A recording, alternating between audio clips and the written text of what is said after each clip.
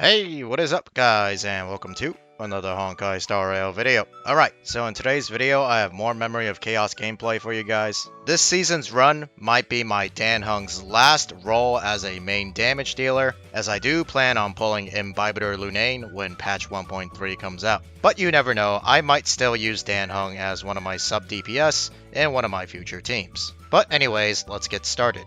Okay, so we start off the run with two Ting Young techniques, a Bailu technique, and we initiate the fight with Silverwolf's technique. Spam the 3 key immediately to get off Ting Young's ultimate before it's her turn. Buff up Zile. And we're just hitting the mobs here. Going to go for that winged mob with Zile's skill. And then I target the mob with the defense down with Zile's ultimate. Doesn't quite kill because it didn't crit, unfortunately. Yeah, usually if it crits, I can one-shot these mobs. This mob is going to die to Quantum Break Effect. And I decided to just kill off this mob here because I know my Zile is going to be able to finish off the last two with just 2 uses of her skill.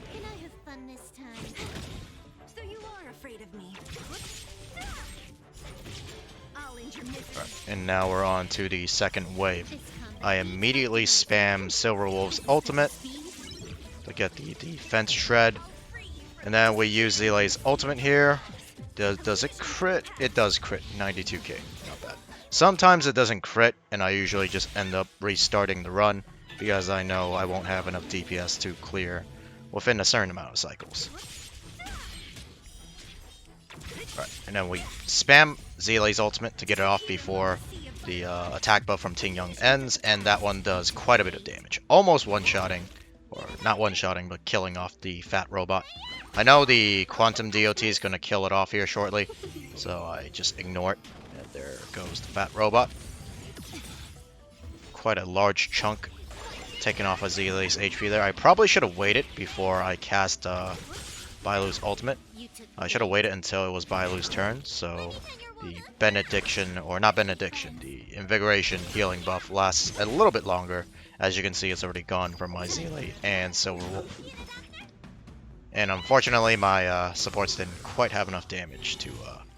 Actually, no, they killed them all. I thought they didn't have enough damage for some reason. Anyways, I was planning on saving Silverwolf's ultimate here, but turns out I just ended up using it because I was like, I want the defense shred anyways.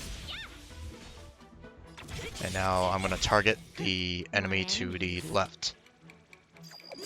Implant the weakness. I'm holding Zile's ultimate here because I want to get off Ting Young's attack buff before I cast her ultimate. And unfortunately they focused down my Silverwolf, but luckily we have Bailu to save the day. Unfortunately that means my revive, my one-time revive on Bailu is now used up. 91k damage, not too bad. I immediately cast Ting Young's ultimate to get the additional damage buff on Zile. Here I decide to implant the weakness on the enemy, or the one to the right, as we can break the enemy to the left anytime with just Zile, as you can see right here. We break her. Survives with a little bit HP. I decide to auto here, but then use the defense shred to also take down some of the break bar on the enemy to the right. Use Bailu's ultimate. Keep everyone topped up along with the invigoration buff as we're about to get hit. Here I decide to try and kill off the one to the left with just a basic attack.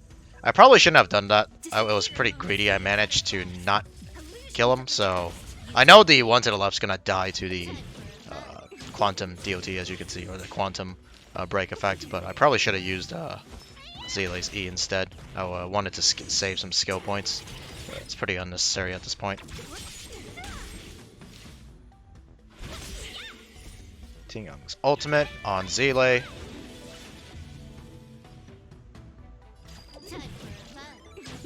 We aren't quite able to finish her off before this cycle, but we should easily be able to now with Zile's ultimate. And this should end up the first half with only 36 cycles remaining. Alright, so we use Dan Hong's technique, and then we start the fight with Paylo's technique for the AoE defense shred. First, we remove one of the Mara-struck soldiers' revive buff. Yeah, we break the two enemies here.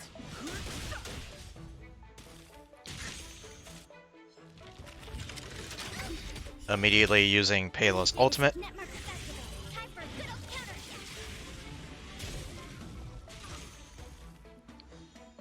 Remove the buff or the revive buff from the second Mara-struck soldier.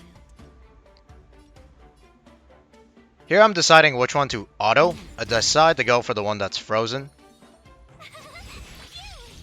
as here I plan on attacking this one and then using Dan Hong's ultimate to the one on the left, which is already slowed, one-shotting it with 40k damage. Also immediately spamming March 7's ultimate for the freeze.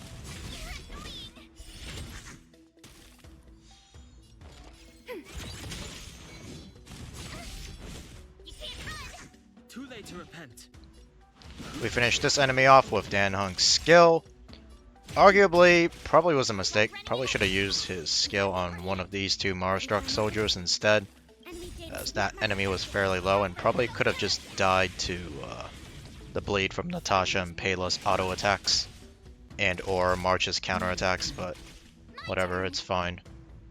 Probably could have saved me an extra cycle or two. Here I'm trying to finish these two off before the end of the cycle. I even use Payla's skill. Isn't quite enough, unfortunately. My Payla does potato damage. The only character or team member on this team that does any damage is pretty much Dan Hong. Remove the buff on the general so he doesn't heal. Immediately followed up by Payla's ultimate. And we break that particular enemy there. And here, I actually, it's going to happen in a moment here. I use the ultimate on Dan Hong with the talent active for the extra wind penetration. And I avoid hitting the general here, or try my best to avoid hitting the general, because I want to actually get the wind shear debuff off on the general rather than the freeze, due to the memory turbulence of this particular memory of chaos. As you can see here, the enemies will all take a percentage of the DOT applied onto them, and freeze is not considered a DOT, so trying to use the turbulence the best I can without any actual DOT characters. I was planning on maybe using Serval on the first half, but I thought to myself, the first half team is pretty much complete. Zile can clear the first round with anywhere within like 3 to 5 cycles all by herself in the supports, so I don't think Serval is gonna make my run any faster. And I definitely can't bring Serval to this team because both the main enemies, the Mara-struck General and Kafka, are resistant to lightning. Alright, here we decide to shield up March 7th again to refresh the shield. Paylo's ultimate for the defense shred. Unfortunately, the timing on Dan Hong's talent isn't perfect here, but it happens. Your team needs to heal. You don't want your teammates dying, so the talent will automatically trigger in some cases like this. It's perfectly fine.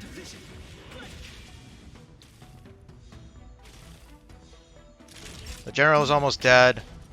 I'm trying to not freeze him or weakness break him for ice, but it's bound to happen thanks to March 7's counterattack. I think it actually happened shortly here. Yeah, it happened shortly here. I was planning on using Dan Hong's skill to weakness break him here, but of course, March has to ruin everything. Heal up Dan Hong to full health. Triggers his talent also, which is, again, not ideal, but I do want to keep him topped up for the next round, or next wave. That's Kafka and the Mara-struck General.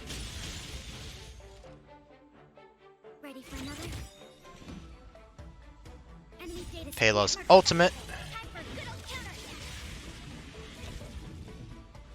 Not quite enough damage to finish off the general, but the two enemies that I need to kill off are almost dead. I pretty much just completely ignore the other Mara-struck soldiers to the side, as if you kill off the general, they end up dying as well. decide to shield up March 7th or refresh her shield.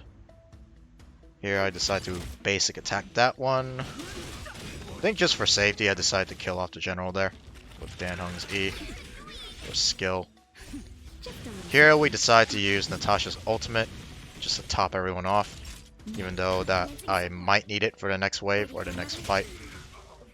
It's perfectly fine. Decide to give a shield to, I believe, Natasha. Yep. And then we should just basic attack with Dan Hung. Alright, last wave. Kafka and the Mara Struck General. I immediately cast March 7's ultimate. Didn't freeze either of them, unfortunately. March gets dominated. Probably one of the better targets. The worst one being Dan Hung, obviously. We remove the healing buff from the general, followed up immediately by Pela's ultimate.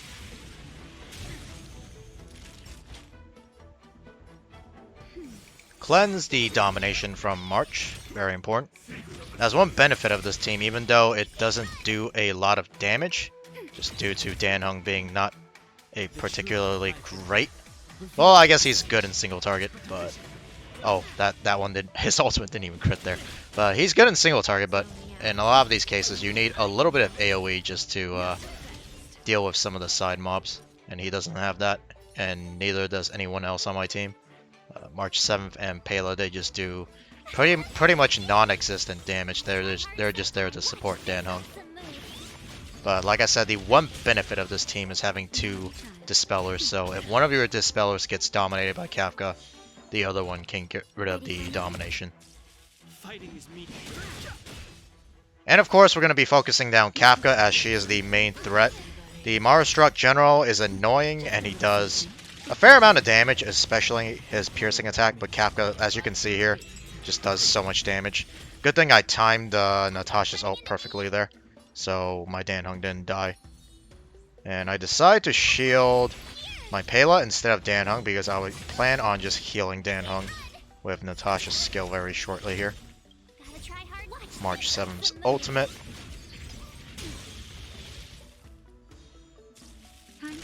Heals Dan Hung. And I'm saving his ultimate right now because I know Pela's about to get her ultimate up. So we apply her Defense Shred to Kafka, along with Dan Hung's slow, ultimate, and talent active. This should hit quite hard if it crits. Almost 37k damage, which is not too bad.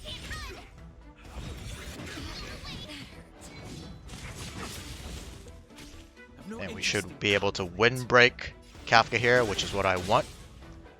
Now she'll be able to take extra damage from the memory turbulence as well. Pela gets dominated, but that's okay. Here I make a decision to... I probably cleanse her, right? Do I cleanse Pela? Yeah. Even though Natasha's low HP...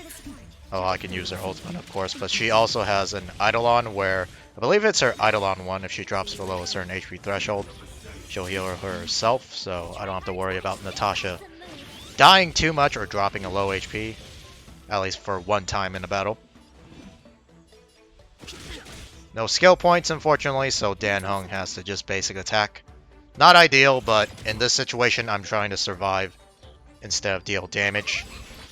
We still have roughly 6 cycles to go, so in my mind, I have a general idea of how much damage I can deal within a certain amount of time, so I figured it's better to just stay alive at this point.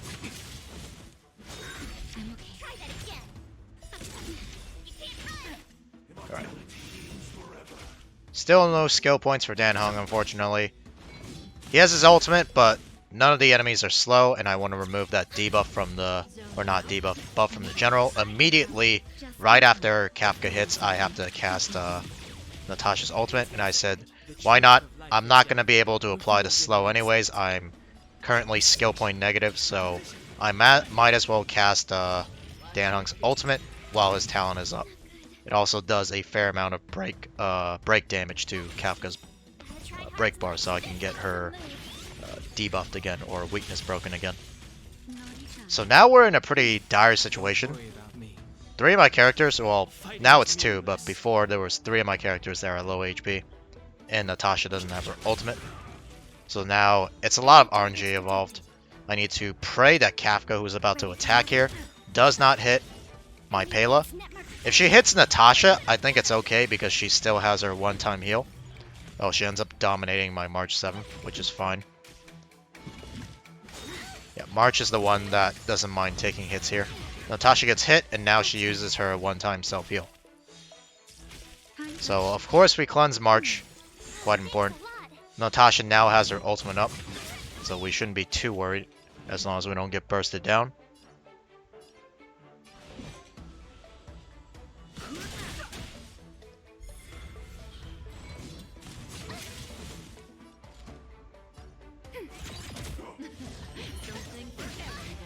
Alright, Natasha drops to critical HP, so I immediately cast her ultimate.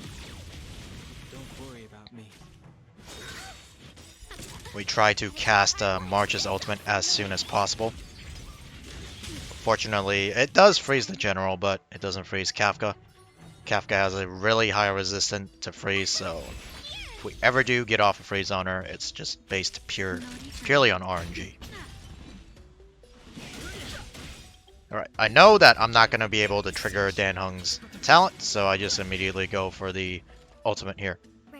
Neither is Pela's ultimate going to be up anytime soon. And Natasha's dropping to low HP again. Here, it gets really dangerous. My Natasha, thankfully, is quite tanky, so she's able to survive that huge AoE burst. My Dan Heng was at pretty much full HP, and he got chunked to about a quarter or a third. Here I decide that I need to shield my, Natasha over Dan Heng, because Dan Heng, now that he's low HP, although it's still based on RNG, has a higher chance of not getting hit, or a lower chance of being targeted. And surprisingly enough, Kafka's actually frozen here, and I managed to windbreak her as well for wind shear. So we got quite lucky there with March 7th's ultimate. And quite lucky here that the general didn't target Dan Heng and instead targeted my March 7th. So now with Kafka frozen, we are able to have a little bit of breathing room. She's unfrozen now. Pela's ultimate goes off. And I think I just... do I shield Dan Heng or I basic attack here, I think? Yeah, I basic attack. Because I was thinking to myself, if I shield Dan Heng, he won't have the skill points to use his skill. Here I actually do not target Kafka because I know she's going to die to the wind shear once it's her turn. So we start focusing down the general. And then immediately once we get Natasha's ultimate, we use it to heal up Dan Heng out of critical HP points. And there goes Kafka. That also allows Dan Heng... I think I checked for the revive buff here, but anyways, Dan Heng now has his ultimate. I immediately use it as he's both slowed and defense downed. So now we are trying to play it safe while being able to deal enough damage to finish off the run within 20 cycles. We still currently have 2 more cycles to go, and the general is low enough to a point where I feel like it is actually going to be a good idea just to play it safe. So all my characters are fairly low HP, especially Pela, so I decided to heal here. March 7th, I think I shield Dan Heng. Yep, just in case, because I know March, even though she's like half HP, she can tank quite a bit of the hits. Same with my Natasha. See, she takes the spear to the face, and still, I mean, she's low HP, but she'll be fine. Dan Heng, unfortunately, only can use his basic attack, as I used all the skill points for survival. We got 1 more cycle left, but I know Dan Heng's ultimate is about to come up. We actually save it here, just for insurance, because I want to... I know Pela's ultimate is coming up, and Natasha's ultimate is coming up as well. We can apply Defense Shred, as well as wind penetration with Dan Heng's talent. So here comes Pela's ultimate with the Defense Shred. We immediately basic attack, cast Natasha's ultimate, followed up by Dan's ultimate. And this should finish off the general here. Boom! 40k damage. And with that, we finished the run within just the right amount of cycles. Alright, now I'm going to quickly go over my character's builds. First is Bailu. These are her stats. Light Cone. Traces. Relics.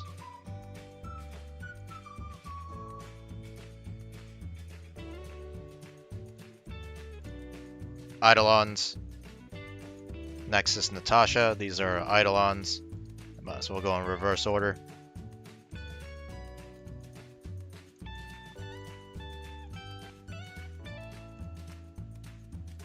Traces. Light Cone. And her stats. Next is Silver Wolf. Her stats. Light Cone. Traces. Relics.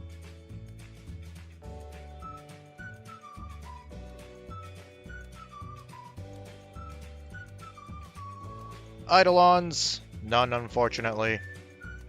Here's my Dan Hung. It's an Eidolon 3. Relics.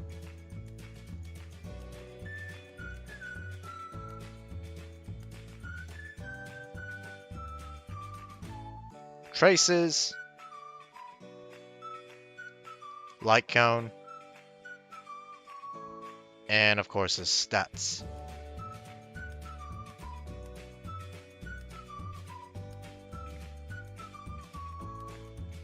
Next is Zile. These are her stats. Kinda wish I had more crit rate, as she has been missing a lot of her crits during critical situations. No pun intended.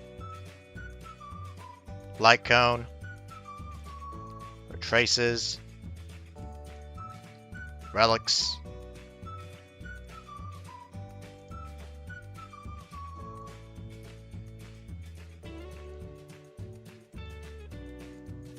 Eidolons. We're gonna skip Serval, Fire Trailblazer, and Welt to March 7th. Of course, Eidolon 6 you guys already know. These are her relics.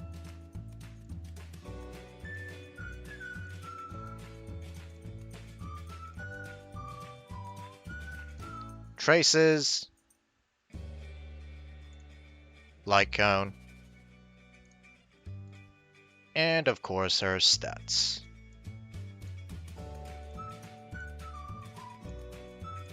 Alright, on to Pela. Stats.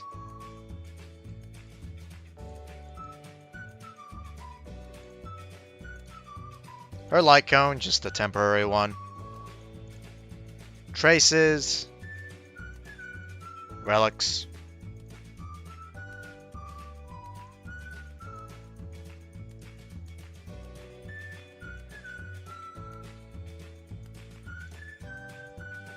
Eidolons, she's at Eidolon 2. Ting Young's Eidolons, unfortunately none. These are her relics.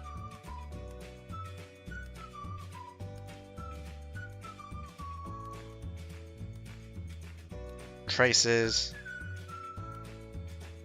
Light Cone. And of course her stats. She is quite fast. Had some pretty good substats in her relics for speed.